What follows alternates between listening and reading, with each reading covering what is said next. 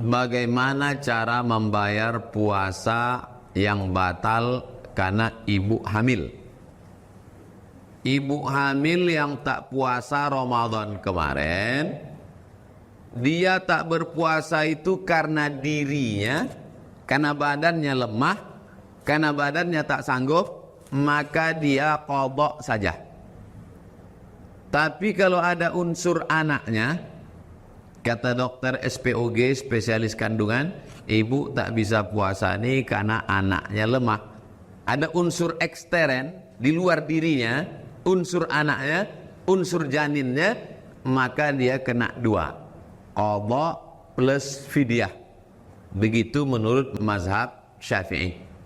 Kalau nanti ada ustadz berceramah, tidak ada bayar fidyah, qadha saja, berarti yang dia pakai mazhab Hambali. Rata-rata ulama Saudi Arabia itu mengatakan tak ada fidyah. Mau ibunya, mau anaknya tak sanggup, mau janinnya tak sanggup, dia tinggalkan puasa, qadha saja. Itu mazhab Hambali. Mazhab Syafi'i dibedakan. Kalau dirinya qadha, ada unsur anaknya, qadha plus fidyah.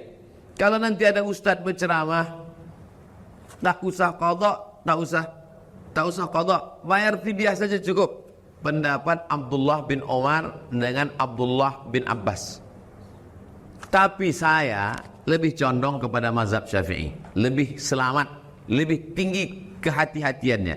Qadhanya tetap dibayar, tetap bayar fidyah kalau tak puasa karena ibu dan anaknya. Jelas? Bapak-bapak perlu juga itu tahu, karena dia akan menjelaskan ke ibu-ibu. Apa hukum orang ingin bebas riba tapi tak mau bayar hutang riba? Ini biasanya kejadiannya dia minjam duit riba. Setelah dapat duit, ngaji dia. Pas dituntut bayar, nggak bayar. Ini riba, padahal duit dah habis. Nah, ini kalau ditarik pada hukum negara, maka tak ada bisa mengelak, karena hukum kita pakai hukum konvensional. Konsekuensi dari akad perjanjian, kalau tak bayar hutang maka disita barang atau tangkap polisi. Maka jangan diakal-akali pakai fikih. Tapi kalau dia mau pakai hukum fikih, mau cepat keluar dari riba ini, bom. Ada aset yang bisa dijual, bayar itu, tebus semua, tutup, selesai. Saya tak bisa saya bom ni Pak Ustaz. Kalau saya bom pakai ini, meletup semuanya Hiroshima Nagasaki. Nah, kalau begitu ceritanya, cicillah, bayar sesuai kemampuan sampai habis hutang. Setelah itu jangan ulang lagi. Nah, itu. Jadi tak bisa, barang udah kita ambil, pas ditagih orang, saya tak mau bayar karena ini riba. Loh, kan duit kemarin dia ambil. Waktu ngambil duit itu kenapa tak tahu riba? Giliran bayar kenapa ingat? Nah, itulah penyakit saya ini Pak Ustaz. Itu tak bisa begitu. Ada konsekuensinya, ada hak, ada tanggung jawab. Bagaimana kita tahu kalau doi jodoh kita?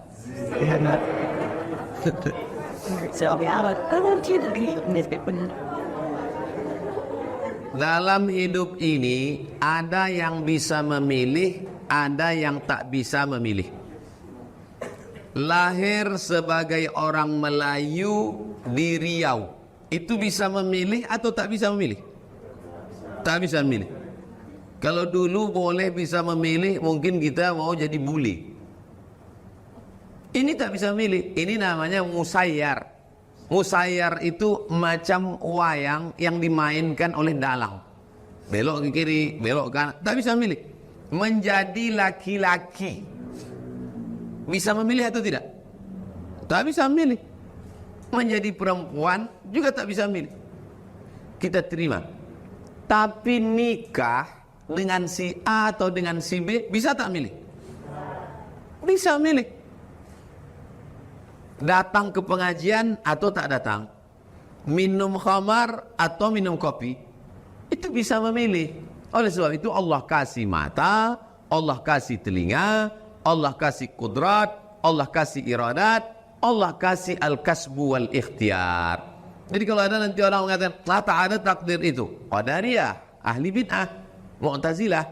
Kalau ada mengatakan Semuanya terserah pada takdir. Kita tak ada punya ikhtiar. Jabariyah, ahli bid'ah, kita ahlu sunnah wal jamaah ada ikhtiar. Sudah diikhtiarkan, sudah diusahakan, tak terelakkan juga, qadarallah. Jadi masalah ini tak usah terlalu banyak berteori. Ma khaba man istakhara wa ma nadima man istasyara. Tak sia-sia orang yang istikharah dan tak akan menyesal orang yang mau minta pendapat orang lain. Minta pendapat orang lain, kenali dengan baik tokoh masyarakat. Saya tak berani minang Pak Ustadz karena nanti orang tuanya tak hormat pada saya. Bawa direksi, bawa Dewan Syariah. Jangan bawa saya, nanti saya diterimanya.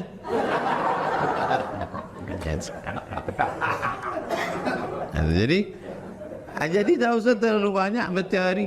Tak usah pacaran lama-lama. Adik-adik yang laki-laki ini tanya aja sama dia, bagaimana tipe suami ideal yang baik menurut kamu? Nah, kalau dijawabnya asal bukan macam kau gitu. Nah, udah usah cari-cari lagi. Jadi tak usah terlalu banyak berteori. Berkenaan dengan kajian pagi ini mengenai Yayasan Tabung Wakaf Umat, yang saya tanyakan, mohon jelaskan dari ayat surat Ali Imran ayat 92 dan hubungannya dengan kajian pagi ini. Ali Imran 92 itu lan tanalul birra hatta tunfiqu mimma tuhibbun.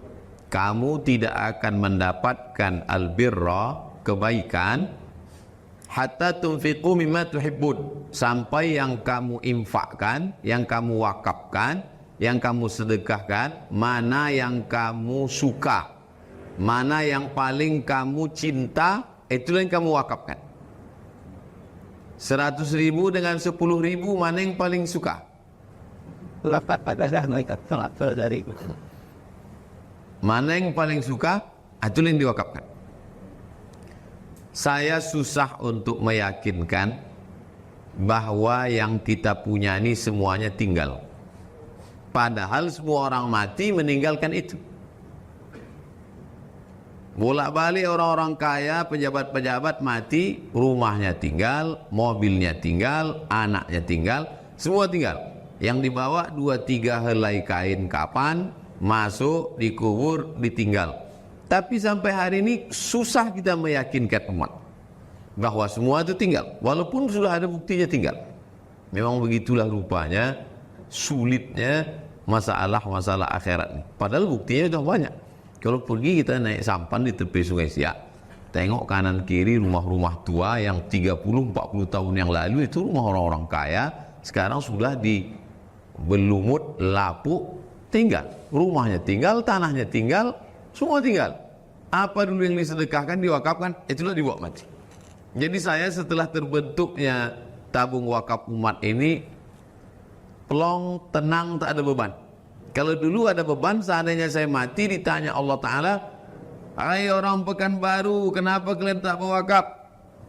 Kami mau berwakaf, mau kemana? Kata mereka.